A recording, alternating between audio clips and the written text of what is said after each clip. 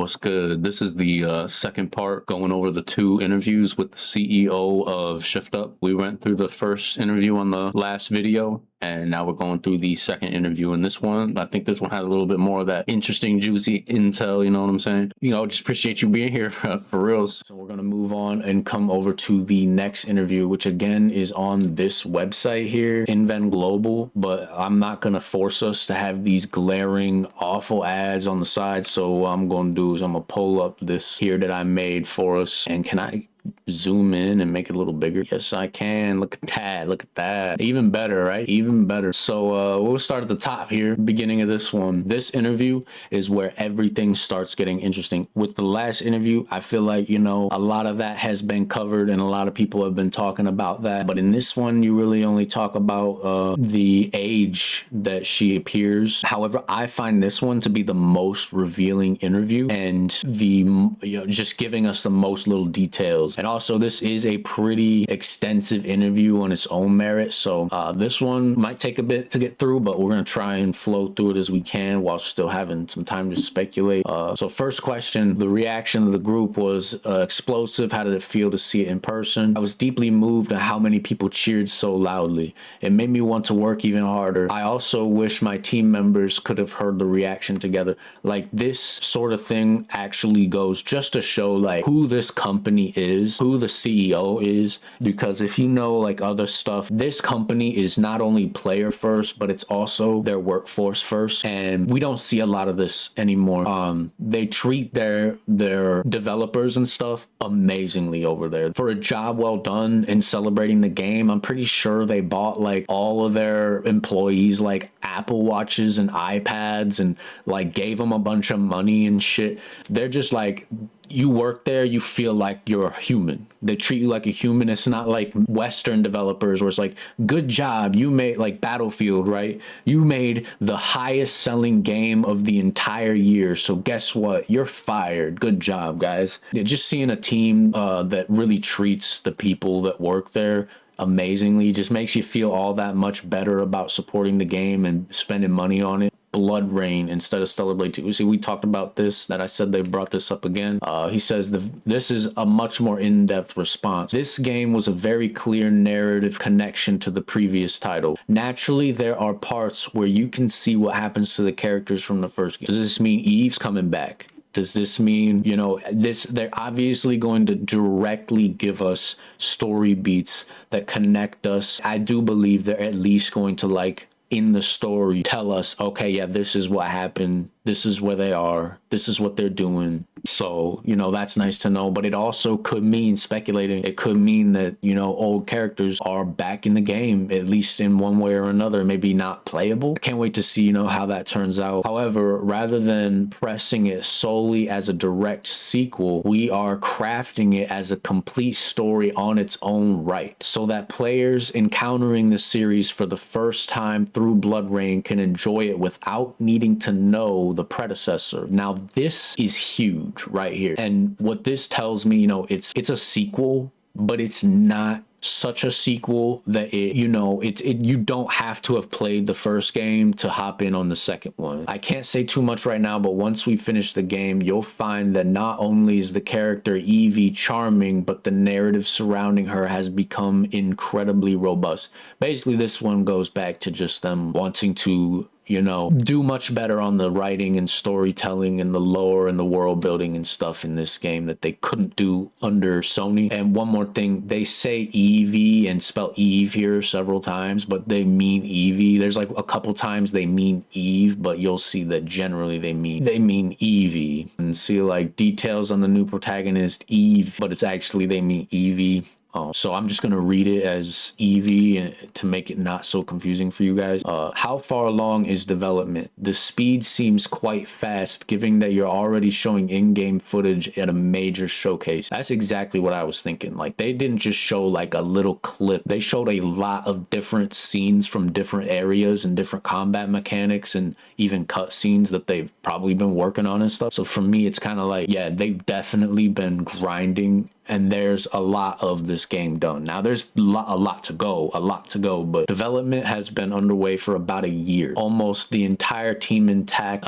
Skills have improved by leaps and bounds without any wasted effort. That said, rather than rushing to release, we intend to take our time to scale up and add depth to the game's fun and narrative. So that's just in general. Basically, they got the entire team intact, from mostly the entire team from the first game, and you know, they've all gotten better, and they're just, you know, they're locked in. They're in the zone right now, you know, they're fucking going.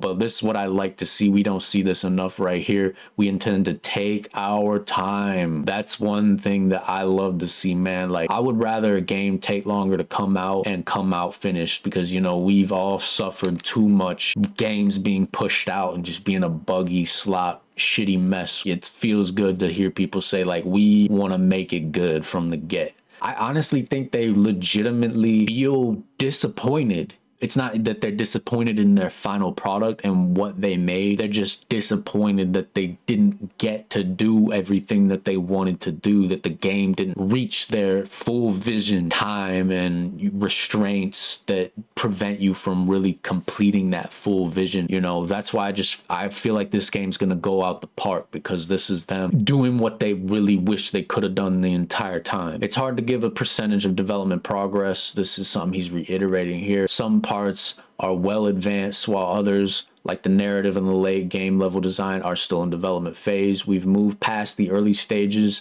and the basic framework is in place. We decided to reveal the game now because we felt it was ready enough to show fans who have been waiting. What did you focus on the most regarding character design and combat style with the new protagonist, Evie? See, I almost fucked it up. This is the part that everybody been talking about. This is the part that you be seeing a lot on Twitter and stuff right here. Oh, see, they said she was younger. They said she was younger. See, PDF file, right? We intentionally set Evie to be shorter and look a bit younger, but we worked to ensure she fights in a very tough manner and exudes a cool, stylish character presence. This is right here is the very thing that everybody's been saying. Keep talking about, like, oh, see, it's a gotcha, like, we got you, she looks younger. But in reality, all he says is young. He didn't say like a child, right? They're not looking, they're not trying to make her look like a child. They're just trying to make her look younger than Eve, and, you know, have her own character, her own person. If I'm 25, a 20-year-old is going to look younger than me. Younger doesn't mean child or minor. It's so inauthentic. They push anything that they can, and people like that.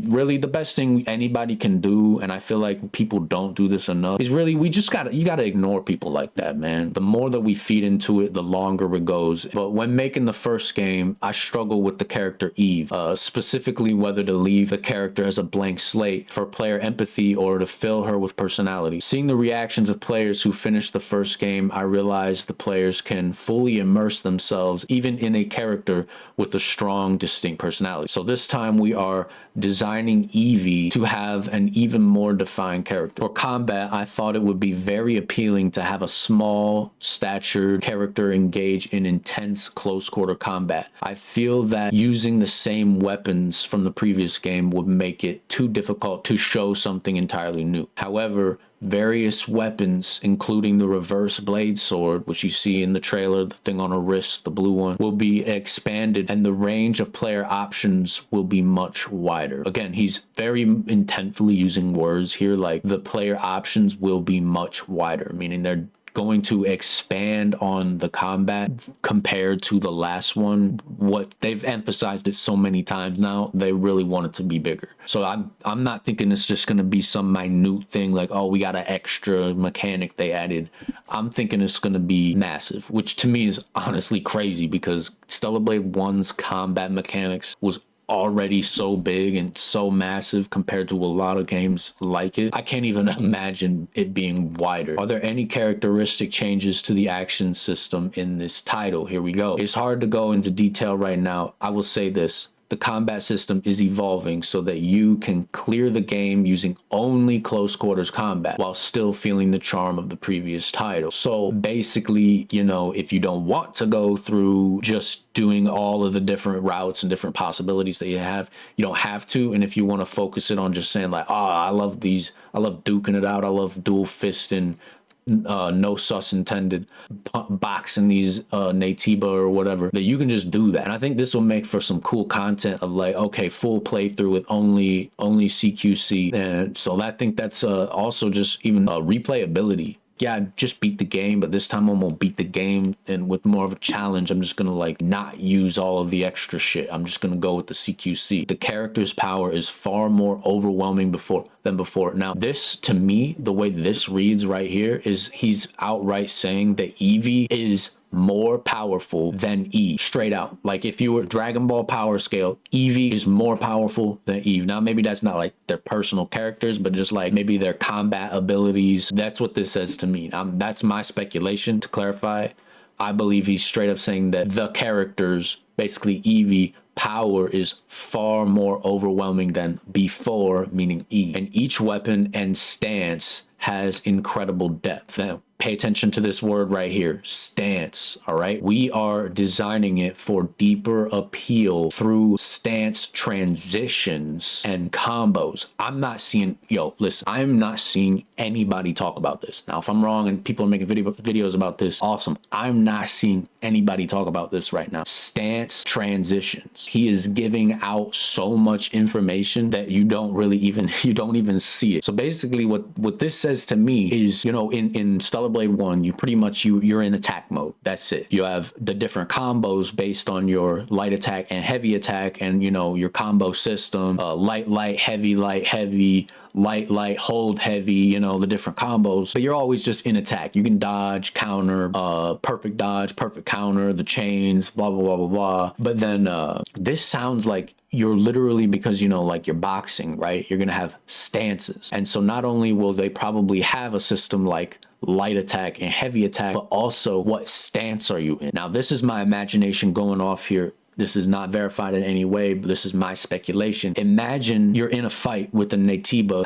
I'm just assuming that they're still Natiba. Imagine you're going to bat with one, right? And then you've got sort of a standard stance, and that is a certain fighting style. But then you have ways to switch stances that add a new fighting style and different kinds of attacks, and you'll have the same combo system from the first games. You're gonna have way more combos because you have the different combo sets in different stances. And then I also imagine that the stance transitions will also play in combat, as far as like, okay, so like we all know that the enemies will have different chains. In the first one, it was like, you know, different enemies had different chains of attacks, and you'd have to wait and see like, okay, which chain are they attacking me with? Imagine that certain chains that an enemy has may be better dealt with in a certain stance, or maybe that an entire enemy type in its own benefits from a certain stance in the way you approach it. You're going to have to transition through different stances to figure out what one is going to work best against that enemy, against that attack chain.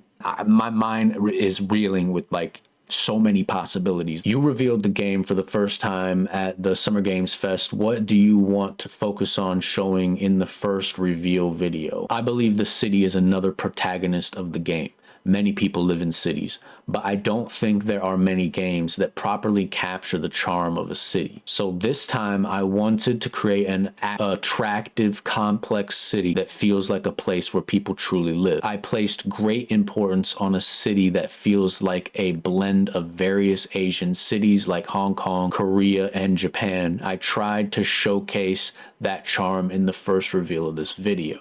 Basically saying that they really focused and put a lot of energy and effort into trying to make the cities feel alive. And I mean, we already could see that in the trailer. It's one of the first things I noticed, or the moment the trailer started, I was like, man, that's Stellar Blade. You don't even got to convince me. The music, everything. And I love how they were able to capture a lot of this while still feeling like Stellar Blade.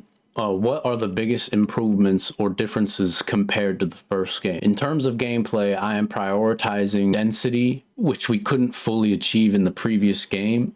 He doesn't really, elaborate on what they mean by they couldn't really achieve it. I wonder if it's just, again, time restraints and different things like that. I don't think it has anything to do with hardware or anything. That is an interesting statement. But here, prioritizing density, I really like that. I feel like, to me, that means like the cities and everything feels more compact, but also just the amount of content. However, we are not building this game on the premise of raising hardware specs. See, this is what I was talking about earlier. I believe there is a limit to progress based on price, whether it's for PC or consoles. Therefore, we are prioritizing making the game playable for users with current generation consoles or current PCs.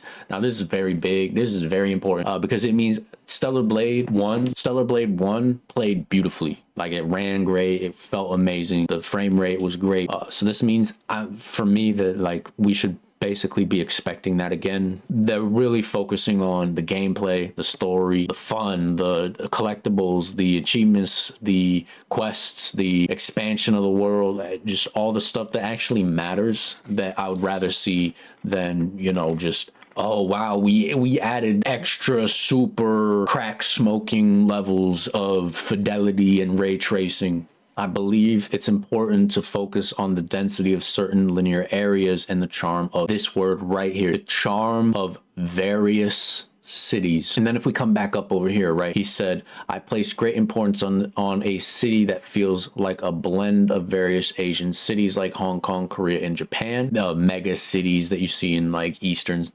countries. This is right here, the various cities. This tells me that there's going to be multiple cities within the game. We're not just going to be playing in one singular city. This is where I'm speculating again. This part is not confirmed. It's not stated in the interview. It is my speculation, but I want you to put my speculations, put them on your bingo cards. Make your own bingo cards. We're going to see when the game comes out and more information comes out how much we get right? But with this of the various cities and what he was saying up here tells me, in my mind, on my bingo card, is basically going to be, there's going to be multiple cities, one that is based off of Hong Kong, one that is maybe based off of Seoul or something in South Korea, and one that is based off of, probably Tokyo or something in Japan, maybe Kyoto, something. Will it be 3? Who knows? Will it be more? Who knows? Maybe it's just one city with multiple districts. Who knows? But I'm heavily leaning towards there's going to be more than one city in this game. It's not just in one location. For action, we are trying to make combat in narrow spaces just as appealing as combat in wide open areas. What kind of difficulty level are you aiming for? I don't think it will be easier than the previous game. Thank God. If users who are accustomed to the first game feel it has become easier,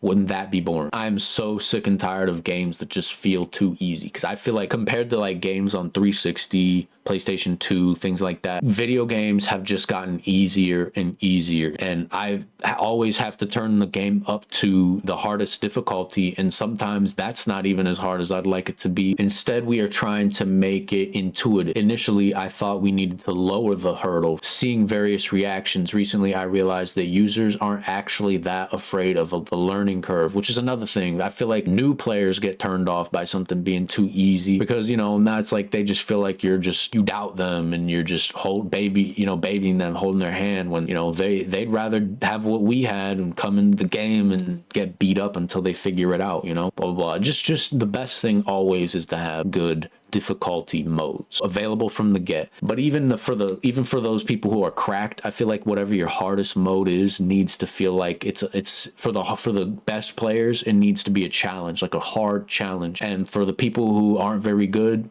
they just aren't even able to do it at all. Like, don't be afraid to make game modes that your normal average players just can't even touch. That gives replayability, because you might get better at the video game as time goes on, right? As you play through the first playthrough, and maybe you then will have the ability to reach those higher levels. That just adds to replayability, in my opinion.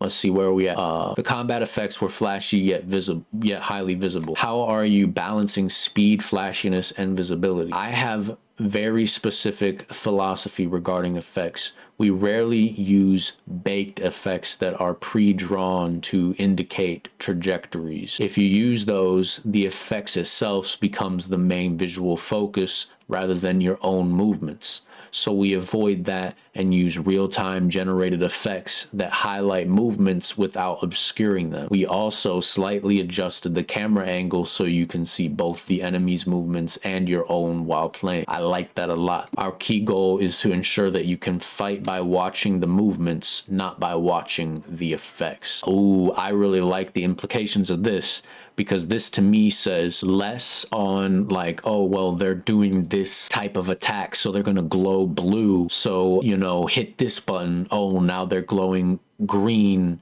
or purple, so hit this button. That they're saying, okay, you know, that might be in there a little bit, but mainly they wanted you to be able to read where's their strikes coming from, how are they about to hit you, read their movements, not their effects. I like that a lot. Stellar Blade is now a series. What do you see as the identity of the IP that can encompass multiple titles? The concerns I had when making the first game continue. Now those concerns have become more realistic. I think the game will delve more into questions like, what choices will we make when AI can completely replace humans, and what defines humanity? However, this game will not provide the correct answers to those questions. Rather than offering answers to social discourse, I think we will lead the story with a slightly skewed perspective. I love that, because they're not afraid to make it not so black and white, which I feel like the first game did really well at the end. You had to make a choice at the end, no spoilers, and it really made you feel like, I don't know what the right path is. And you yourself as the player had to choose, like, in this world, what do you believe the right path to go down is? And I love that, and that they're not afraid to just say like, oh, well, we're gonna make a stance on morality here and our beliefs, and this is our beliefs, and we're gonna push our beliefs onto you. No, we're gonna ask deep philosophical questions and leave you, the player, to decide what your answers are. It's boring to state the answer. We are making entertainment, not social commentary game. Oh my God, bro, this is such a breath of fresh air to hear this, man. You know, like, some people be making good games, but you know, we get a lot of these games now that they're trying to tell you what to think, and that is what's turning a lot of people off. Closing up here. Okay, we're gonna talk about the music a little. Music is essential to Stellar Blade. What direction you take the sound. Once again, we will provide music that perfectly fits the game situation rather than standard OST. Like the previous game, we have prepared devices within the world where you can naturally enjoy various music. We plan to provide attractive music that is on par with or even better than the first game. Music is a very important feature that moves emotions. That's why we see it as a crucial entertainment or a crucial element in our games. And of course, always the music slaps. We can already tell that the music slaps by the trailer. The collaboration with SIE was a hot topic for the first game. Now that Shift Up is heading, which is Sony Interactive Entertainment, was a hot topic for the first game. Now that Shift Up is headlining, publishing directly, how prepared are you? I think it's very important to have a clear philosophy when publishing. SIE is an excellent platform holder and publisher. Because of that, there are things they are good at and things they cannot do. As a platform holder, I think there are inevitable limitations regarding the user base and regions they focus on. I don't want to put words in anyone's mouth, but this sounds like the West. They're confident. That's what it sounds like to me. They're not straight dogging on Sony, but they're saying that we know our game and we want to make the game that we feel is best for everybody and tell our story. Can you tell us anything about the release platforms? It's hard to talk about platforms yet. However, we are trying to reach as many users as possible. Again, this was something they talked about before. Will we be able to see a playable version at the showcase or game shows this year? There are no plans yet. However, I believe the day will come when we will reveal such things. A 2027 release target was mentioned. It's hard to say right now. However, since the scale of the project is growing, I think we need some time. This could mean we might not even see the game in 2027. And again, I think this just relates directly back to they would rather take their time and give the game in its full vision and not just push it out. So they're assuring they're going to be doing all that they can, but just really asking us to just please be patient, and that they are confident that it will be worth it in the end. What direction are you taking costume design? This part's interesting. While making the previous game, the quality of the costumes changed a lot more from beginning to end. The developers are now so good that they wouldn't be ashamed to call themselves the best in the world. All right, toot your horn, whatever. We have a duty to showcase users that Korea games are at this level. We aren't just finishing at it looks good. We are discussing deeply how to make it even more attractive. So while I don't know exact number of costumes yet, I can say in advance that the quality will be much higher than the previous game. Like I said before, they are going all out with the costumes. They're going to do everything they can. Shift Up is also known for its monster design. What concept are you working on for the monsters in this title? Since the concept is fighting in a city, we are trying to design many monsters that appear and wreak havoc in the city rather than enemies that couldn't exist in an urban environment. That doesn't mean there are no giant monsters. However, we are trying to create more realistic monsters rather than overly absurd elements. There will be an opportunity to talk about this in more detail. So he's saying, hey, we got more coming, and we got more to talk about later in the future. This part, probably the opportunity they talk about here, not too far off in the future, perhaps later this year. And this is the last piece right here. It appears to be you're celebrating your 30th anniversary in the industry this year. This title feels like its 30th anniversary commemorative work. What are your thoughts and future goals? I'm trying to put everything I want to share with you into this work. My satisfaction comes when others are satisfied. I'm a gamer myself. I think the opportunity has finally come after 30 years to make a game that gamers can be satisfied with, a game where they can say, I've been waiting for a game like this. I will work hard to make the most of this opportunity and create a wonderful, truly proud game. Boom. What a way to end it, man. I can't wait, man. But this video's been dragging on for quite a minute. I'm gonna try and edit it down as much as I can afterwards, but this, like I said, this game, it means a lot to me because, like I said, this is where I started for real once I actually started multi-streaming and putting stuff on YouTube. But other than that, man, yeah, let me know what you're most excited for. Let me know your theories, anything that you've thought up, and leave that down in the comments. If you like and subscribe, I know you hear this on every fucking video that's out there, but if you made it this far, man, I appreciate that beyond words, because I know this one was a little bit longer, but this one is for the fans. This video is for the Stellar Blade diehards out there. Y'all take it easy, and y'all have a good one. Peace.